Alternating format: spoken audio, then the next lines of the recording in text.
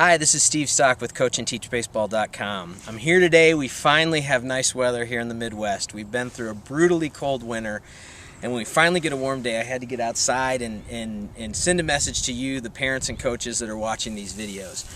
I thought one of the things that would be important to share, just some tips, especially for parents that maybe have never coached before and all of a sudden they've inherited a team and now have to coach a baseball team, a little league team, or even for coaches that have done it for years, but maybe you found that there's some hiccups as you go through the process, especially with working with parents. Some of the ideas and tips that I have for you when working with parents is simply this. Each year I do a couple things that I feel really helps facilitate my relationship with the parents on the team and keep the door open for good communication. First of all, I really try to communicate regularly with them through email. I set up a real quick and easy thing to do is set up a Shutterfly website for your team. They've got a lot of templates and things that fit perfectly for a baseball team.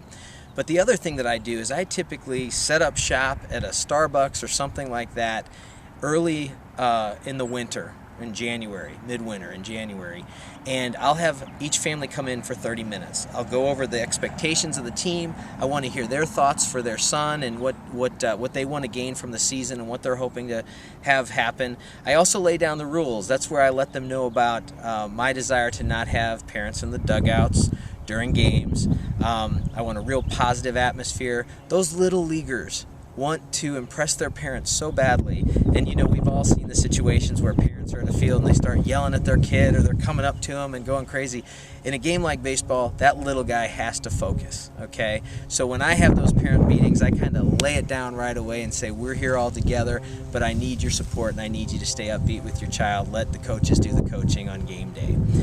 Anyway, I've just found that those days, those moments when we're can sit down each year early in the season and meet with the family, the parents feel heard. They get to share their hopes and dreams and thoughts for their little leaguer. I also get to lay down kind of how the season's going to go. That way, if they have any questions or have any issues, they can bring it up then. There's nothing worse than not having communication, getting midway through the season and having disagreements or confusion or frustration with parents. All that can be avoided out of the gate with good communication via emails, via a website that's a team website, as well as sitting down one-on-one with the parents. For that little bit of time invested, you will be so happy as you go through that season and have the support of the parents.